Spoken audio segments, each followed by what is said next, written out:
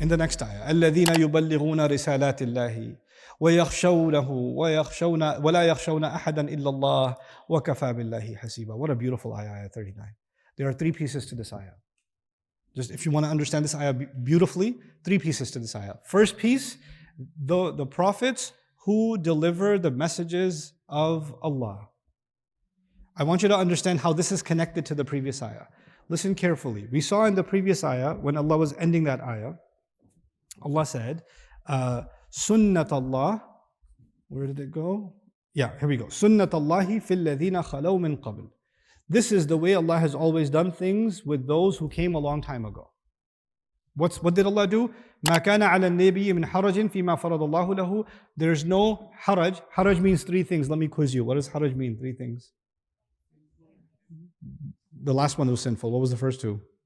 Discomfort, difficulty, sin. There's no sin on the Prophet. The Prophet should feel no discomfort, and no one should make things difficult for him. No one should have a comment to make things difficult for him or his family. In whatever Allah has mandated for him, and whatever Allah has made permissible for him, and this standing for what Allah has revealed without any hesitation, without any haraj, internal, cultural, or divine, all three, has always been the case for those who came, all the prophets who came a long time ago, and Allah has always had this perfect decree. Who are those prophets? So I'm going to read it again. Sunnat Allahi fil ladhina yuballighuna risalati Allahi wa yakhshawna. This is badal. This is the sunnah of Allah, of those who communicated the messages of Allah and feared Him and didn't fear anyone except Allah, and Allah is enough to take full account. In other words, الَّذِينَ خَلَوْا مِنْ قَبْلِ is now being replaced with الَّذِينَ يُبَلِّغُونَ رِسَالَاتِ اللَّهِ وَيَخْشَوْنَهُ وَلَا يَخْشَوْنَ أَحَدًا إِلَّا اللَّهِ وَكَفَى بِاللَّهِ حَسِيبًا. The ayat are stitched together. Okay, now that you understand that. Three components. The first component is they deliver Allah's revelations. They thoroughly deliver Allah's revelations. And tabligh is the act of making sure it's communicated clearly. That's why we get balagha from it. And the word balagha is actually, Allah says to Rasul sallallahu alaihi wasallam, قُلْ لَهُمْ فِي أَنفُسِهِمْ قَوْلًا بَلِيغًا. Say something to them that reaches deep inside their hearts. The science of balagha, it's called balagha because when you communicate in a way that penetrates the barriers of someone's psychological walls and their aggression towards you, and you're able to get to their heart and impact them with your speech. So you found a way to penetrate into their heart. Because getting to someone's ears is easy. Anybody can get to your ears. But you can listen to someone and be annoyed. How do you speak to someone and instead of them being annoyed with you, they're impacted by what you're saying in the way that you wanted them to be impacted? That's balagha. That's balagha. يُبَلِّغُونَ رِسَالَاتِ اللَّهِ. The messengers who have to communicate in a way that deeply reaches, these messages reach into the hearts. That's first component. And these messages are directly from Allah. By the way, the Prophet's words are a message. And the Prophet's actions also send a message, yes or no? Him getting married, for example, in this case, did it send a message? Him declaring Zayd not his son anymore, does that send a message? Yeah, that's also a risala. So there's a risala of the words. There's also a risala of, here, this sent a message. Sometimes actions speak louder than words, right? They're also risalat. So they do that clearly. And then the second component is, they fear Allah and don't fear anyone except Allah. They fear Him and don't fear anyone except Allah. By the way, if He said they fear Him, that would have been good enough. But Allah said, no, they fear Him and they don't fear anyone except Allah. He doubled it. يَخْشَوْنَهُ, good enough. وَلَا يَخْشَوْنَ إِلَّا اللَّهِ. Why? Because this is a story in which the messenger always feared Allah. But for a brief moment he considered, let me take the path of least resistance where people won't give me a hard time about this situation. And he had, even if it's 99 point endless nines, fear of Allah, there's a 0.0000001% fear of who? People. And Allah says, for my prophets, there's no room for the fear of people, especially when it comes to legislation. Not only what I commanded you to do, also what I permitted you to do. Both. The things I made halal, you have to stand by them with your chest out. No consideration of people's feelings. The things I made haram, no fear of anyone other than Allah. لا يخشون أحدا إلا الله. The way that it's hammered in. يَخْشَوْنَهُ is obvious. Then on top of that, لَا يَخْشَوْنَ أَحَدًا إِلَّا اللَّهِ. And then Allah says, and Allah is enough to take full account. Now look at the beauty of this ayah. 3 components. First component, they deliver the message, which is the responsibility of prophets. We'll call the first component responsibility. The last component is Allah is enough to take account, which means the accountability with Allah. Accountability. And in the middle is the fear only of Allah. Look at how the middle piece is connected to the first piece and the last piece. In other words, you will fulfill this responsibility of delivering the message, and the way you'll truly be able to deliver this message is you purge yourself of any influence from people.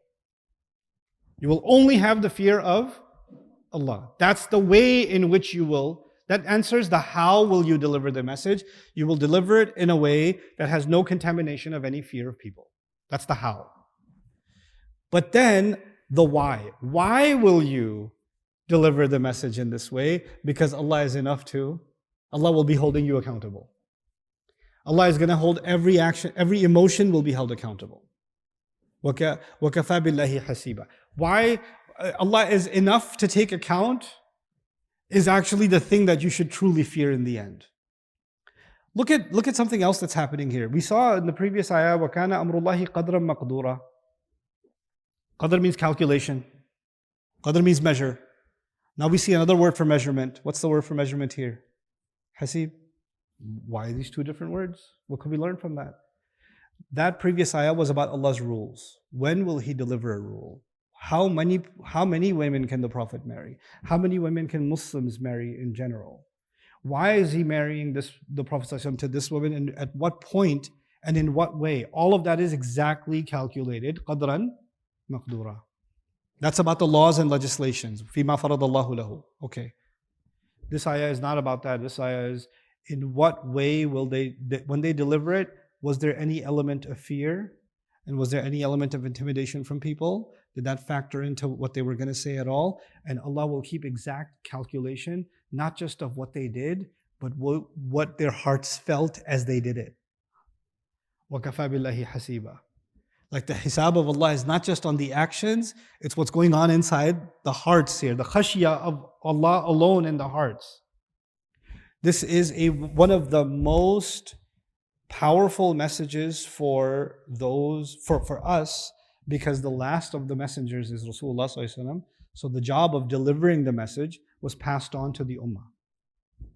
Right? The job that used to be done by individual messengers was then passed on to the last ummah, us. Right? So he was made shaheed over humanity, right?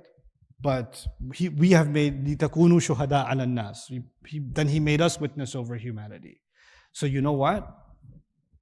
The way I talk about my book, this book Allah has given, the way I talk about the religion Allah has given, there's going to be a concern when I open my mouth. Hey, if I talk about this ayah, some people are going to be very upset. Maybe I shouldn't talk about this ayah. Maybe I should skip this part. Maybe I should talk about it and talk about A, B, and C, but the findings that I have, D, E, and F, they're going to go viral and everybody's going to have a problem with it. I should just shut up about it. Save myself the trouble. Don't get myself canceled. I can take the safe road and nobody will know. People don't know any better. So they're going to say, MashaAllah, what a good lecture. MashaAllah, what a good halaqah.